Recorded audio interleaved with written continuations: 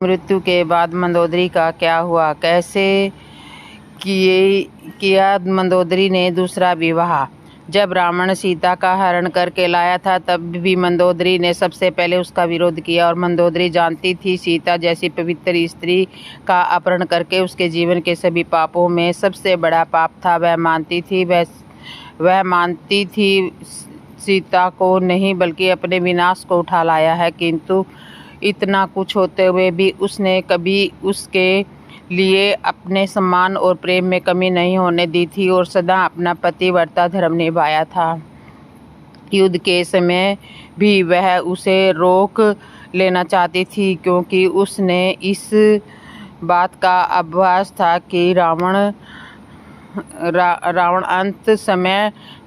का अंत समय निकट है, किंतु फिर भी उसने अपना धर्म निभाते हुए उसे तिलक लगाकर विदा किया और विजय लौट आने की कामना की। पूर्ण लंका की महारानी मंदोदरी रामायण का एक ऐसा पात्र है जिन्हें कभी उचित पहचान नहीं मिली। उनकी पहचान केवल रावण की लाचार पत्नी की भांति प्रस्तुत की गई और बहुत कम लोग जानते हैं कि रावण की मृत्यु के बाद मंदोदरी का क्या हुआ। कुछ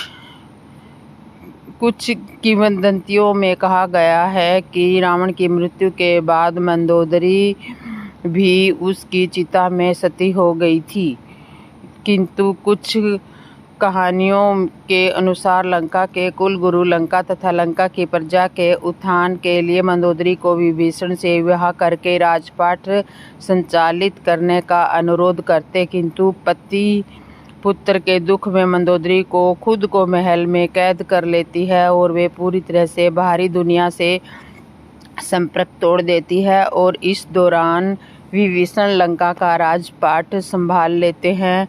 कई सालों के बाद मंदोदरी फिर से अपने महल से बाहर निकलती है और विभीषण से मुलाकात करती है। विवाह के बाद मंदोदरी ने विभीषण के साथ मिलकर लंका के साम्राज्य को सही दिशा में आगे बढ़ाया। कुछ पौराणिक कथाओं के अनुसार शतरंज का आविष्कार रावण की पत्नी मंदोदरी ने सबसे पहले किया था। इस खेल का आविष्कार इस उद्देश्य से किया गया कि रावण अपना सारा समय युद्ध में व्यतीत न कर सके, तो इसलिए वह रावण के साथ यह खेल खेलने लग गई थी कि रावण उल्टे कामों की तरफ से हट जाए और इस खेल में बिजी हो जाए।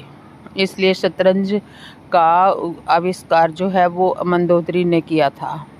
एक बार माता सीता ने गाय को श्राप दे दिया था। श्री राम के 14 वर्ष के वनवास के बाद जब गया गए अपने पिता का पिंडदान करने के लिए, तब पिंडदान की सामग्री लेने के लिए राम जी नगर में की ओर चले गए। माता सीता उनकी प्रतीक्षा में वही फल्गु नदी के तीर पर ही बैठी रह गई। इस बीच पिंडदान का मुहूर्त हो गया। कथा के अनुसार माता सीता को वहां पर दशरथ की पुकार सुनाई दी। वे मांग रहे थे। सीता माँ ने उन्हें बताया कि श्री राम इसी के लिए नगर गए हैं, आते ही होंगे। तब राजा दशरथ ने कहा कि पुत्री, तुम इस मुहूर्त में अगर बालुका का पिंड भी श्रद्धा से दोगी तो भी मेरे लिए इतना ही महत्व रखता है जितना कि जौ के आटे का पिंड। इसलिए हे पुत्री, विलंब न करो, इस मुहूर्त में ही पिंड दान करो। माता ने ऐसा सुनते ही पिता की आज्ञा मानकर बालुका का पिंड उनके हाथ पर दिया। उसको पाकर राजा दशरथ तृप्त हो गए। श्री राम मुहूर्त बीतने के बाद आए। माता ने उन्हें सब कुछ बताया और साथ ही ये भी कहा कि पिताजी बालुका पिंड से तृप्त होकर गए हैं।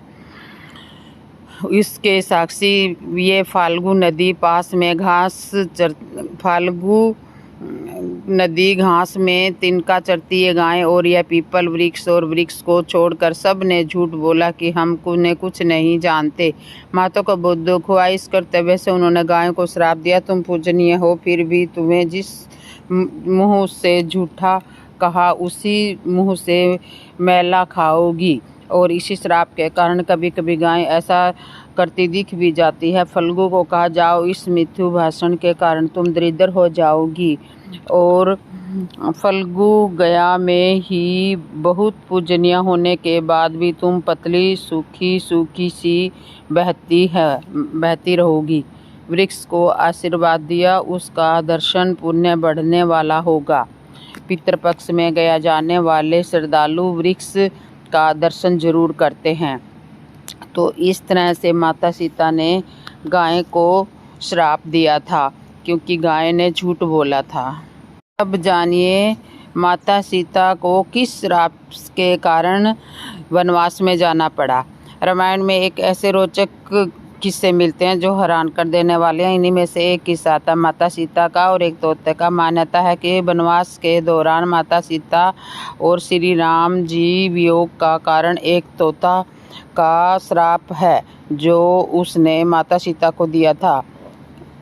माता सीता को श्राप मिलने की वजह से ही वनवास का वियोग सहना पड़ा, श्री राम जी का वियोग सहना पड़ा। रामायण की रचना कई अलग अलग भाषाओं में हुई है। यही कारण है कि रामायण में जुड़ी कई बातें ऐसी है जो हैरान कर देने वाली है। एक विभिन्न रामायण में ऐसा उल्लेख मिलता है कि माता सीता और श्री राम के वियोग के पीछे एक तोते द्वारा माता सीता को बचपन में मिला हुआ श्राप का कारण था। पुराणिक कथा के अनुसार एक बार माता सीता अपनी बहनों के साथ खेल रही थी। खेलते खेलते वह बगीचे में मौजूद एक पेड़ के नीचे पहुंची। वहां एक तोता और एक तोती जोड़ा बैठा था। वह जोड़ा श्री राम और माता सीता के बारे में बातें कर रहे थे। अपना नाम सुनकर माता सीता चौंक पड़ी। उन्होंने तोते से पूछा कि उन्हें उनका नाम कैसे पता है। तब तोते ने उन्हें बताया कि वो उनकी धर्मपत्नी महर्षि वाल्मीकि के आश्रम में रहते हैं और उन्हें माता सीता और श्री राम की संपूर्ण कथा सुनी। और तोता तोती की जोड़ी को यह कथा पूरी तरह से अब याद भी हो चुकी थी। तो जब माता सीता ने अपना नाम बोलते हुए तोता तोती की जोड़ी से अपना भविष्य जानना चाहा, तब उन्होंने माता सीता को बताने से मना कर दिया। इस पर माता सीता ने तोता तोती की जोड़ी को पकड़ना चाहा, लेकिन तोता उड़ निकला और तोती माता सीता के हाथों में आ गई। तब तोते ने समय चक्र से बंधे होने की अपनी मजबूरी को माता सीता को बताया और तोती को छोड़ने का आग्रह किया। तब सीता माता ने इस बाल्यावस्था होने के कारण माता सीता ने तोती को अपने पास रखने की इच्छा जताई और तोती को छोड़ने से मना कर दिया। उस समय तोती गर्भवती भी थी। तब तोती ने श्राप दिया कि जिस प्रकार आपने मुझे मेरे पति से दूर किया है, उसी प्रकार अपने पति से दूर रहकर तुम भी दूर हो जाओगी। तो साथ ही इस प्रकार मुझे गर्भावस्था में अपने पति का वियोग सहना पड़ा था, उसी प्रकार आप भी गर्भावस्था में अपने पति द्वारा त्याग दी जाएंगी। इसके बाद तोता तोती ने अपने प्राण त्याग दिए। माना जाता है कि अगले जन्म में यही तोता धोबी बना था और यही धोबी था जिसने माता सीता के चरित्र पर उंगली उठाई थी और श्री राम को राजधर्म के कारण माता सीता को त्यागना पड़ा था। तो इस कारण से तोते ने दिया था माता सीता को श्राप। तो जिस वजह से माता सीता गई थी वन में। अब मैं सुनाती हूँ लक्ष्मण जी के त्याग और सेवा की कथा। रामायण में सबसे वीर हनुमान जी की भक्ति की गाथा संसार भर में गाई जाती है। लक्ष्मण की भक्ति की अद्भुत गाथा। लक्ष्मण जी की कथा के बिना श्री राम कथा पूर्ण नहीं होती। अगस्त्य मुनि अयोध्या आए और लंका युद्ध का प्रसंग छिड़ गया। भगवान श्री राम ने बताया कि उन्होंने कैसे रावण और कुंभकर्ण जैसे प्रचंड वीरों का वध किया और लक्ष्मण जी ने भी इंद्रजीत और अतिकाय जैसे शक्तिशाली असुरों को मारा है। अगस्त्य मुनि बोले, श्री राम सेवक और कुंभकर्ण के प्रचंड वीर थे। सबसे पहले बड़ा वीर मेघनाद ही था। उसने अंतरिक्ष में स्थित होकर इंद्र से युद्ध किया था और बंद कर लंका से लाया था। ब्रह्मा ने इंद्रजीत के दान के रूप में इंद्र को मांगा था। लक्ष्मण जी ने उसका वध किया था, इसलिए वे सबसे बड़े योद्धा हुए। श्री राम को आश्चर्य हुआ, लेकिन भाई की वीरता की प्रशंसा से वे खुश थे। फिर भी उनके मन में जिज्ञासा पैदा हुई कि आखिर अगस्त्य मुनि ऐसा क्यों कह रहे हैं कि इंद्रजीत का वध रावण से ज्यादा मुश्किल था। अगस्त्य मुनि ने कहा, प्रभु इंद्रजीत का वरदान था कि उसका वध वही कर सकता है जो 12 वर्ष तक सोया ना हो। जब ऋषि दुर्वासा के पास पहुंचे तब सायकाल का समय था। उस समय ऋषि दुर्वासा सायकाल का अग्निहोत्र कर रहे थे। केकसी ने समय का कोई विचार नहीं किया। बिना समय का विचार किए वह राक्षस पुत्री श्री राम बोले, परंतु मैं वनवास काल में 12 वर्ष तक नियमित रूप से लक्ष्मण के हिस्से का फल फूल देता रहा हूँ। मैं सीता के साथ एक कुटी में रहता हूँ। बगल में कुटी में लक्ष्मण थे। फिर सीता का मुंह भी न देखा और 12 वर्ष तक सोए न हो, ऐसा कैसे असंभव हो सकता है। अगस्त्य मुनि सारी बात समझकर मुस्कुराए। मेरा नाम केकसी है, मैं अपने पिता की आज्ञा से आपकी सेवा में आई हूँ। मैं आपसे क्या चाहती हूँ? लोग सिर्फ श्री राम का गुणगान करते थे, लेकिन प्रभु चाहते थे कि लक्ष्मण के अपने बल पर जान ले। तब ऋषि दुर्वासा ने थोड़ी देर के लिए ध्यान लगाकर सारी बात जान ली। फिर ऋषि दुर्वासा ने उनसे कहा कि हे सुंदरी, तुम मुझसे पुत्र पैदा प्राप्त करना चाहती हो, लेकिन तुम्हारा मेरे पास आने का समय ठीक नहीं है। तुम सायकाल की वेला में आई हो, यह अंधकार से भरा हुआ समय, इसलिए तुम्हें पुत्र तो प्राप्त हो जाएगा, परंतु वे ने पूछा, हम तीनों 14 वर्ष वाले शरीर से भी भयंकर और क्रूर कर्म वाले ही होंगे। दिए गए फिर उन्हें हमेशा क्रूर या दुष्ट कर्म करने में ही आनंद आएगा। इसलिए मैं फिर से बता देता हूँ कि जिस समय तुम आई हो उसके कारण तुम राक्षसों को ही पैदा करोगी। जब हम भाभी को तलाशते ऋषिमुख पर्वत गए तो सुग्रीव ने हमें उनके आभूषण दिखाकर पहचानने को कहा। आपको स्मरण है कि मैं तो सिवाय उनके पैरों के नुपुर के कोई आभूषण नहीं पहचान पाया, क्योंकि मैंने कभी उनके चरणों के ऊपर देखा ही नहीं। पुत्रों को प्राप्त करना चाहती हूँ। 14 वर्ष नहीं सोने के बारे में सुनिए। आप और माता एक कुटिया में सोते थे। मैं रात भर बाहर धनुष पर बाण चढ़ाए पहरेदारी में खड़ा रहता था। निंद्रा ने मेरी आंखों का कब्जा करने की कोशिश की तो मैंने निंद्रा को अपने बाणों से फेंक दिया था। निंद्रा ने हार कर स्वीकार किया कि 14 साल तक मुझे स्पर्श नहीं करेगी, लेकिन जब श्री राम का अयोध्या में अभिषेक हो रहा होगा और मैं उनके पीछे सेवक की तरह छत्र लिए खड़ा रहूंगा,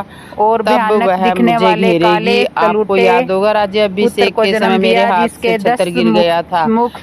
और अब मैं 14 वर्ष तक अनारी कैसे रहा। मैं जो फल फूल लाता था आप उसके 3 भाग करते थे। एक भाग देकर आप मुझसे कहते थे कि लक्ष्मण फल रख लो। आपने कभी फल खाने को नहीं कहा, फिर बिना आपकी आज्ञा के मैं उसे कैसे खाता। मैंने उन्हें संभाल कर रख दिया। सभी फल उसी कुटिया में अभी भी रखे होंगे।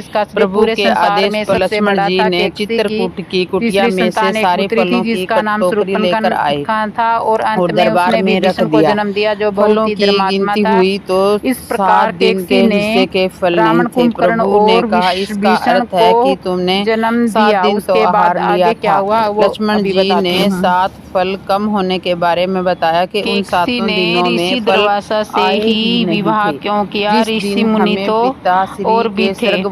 जैसा कि हम पहले बता चुके कि रावण से पहले भी रावण के नाना मामा लंका में रहते थे, जिन्हें रावण ने मार मार कर भगा दिया था। बहुत लंबे समय तक श्रीलंका सुनी पड़ी रही थी, लेकिन उनकी अभ्यता देवराज इंद्र की अमरावती पुरी के समान थी। जब तक आप उससे राह मांग रहे थे, एक दिन तपस्या से लौटकर कुबेर ने अपने लिए स्थान मांगा तो दुर्वासा ऋषि ने लंकापुरी में निवास करने के लिए उनसे कहा। कुबेर लंकापुरी आ गए, वहाँ पर निवास करने लगे। उन्हें देखते वहाँ पर अन्य राक्षस भी हम खाकर रहने शोक में लगे। रहे। उस दिन सब हमने कुछ अच्छा फल चल नहीं रहा था, लेकिन लिए तभी थे। एक जिस दिन दिन रावण ने समाली मुझे नाम का शक्ति मारी राक्षस थी, जो उस दिन विष्णु फल जी नहीं के आए डर थे से और अपने 7वां दिन परिवार है। सहित पाताल लोक में आपने रावण वध रहता किया, था। उस एक दिन वह राक्षस फलहार नहीं किया था।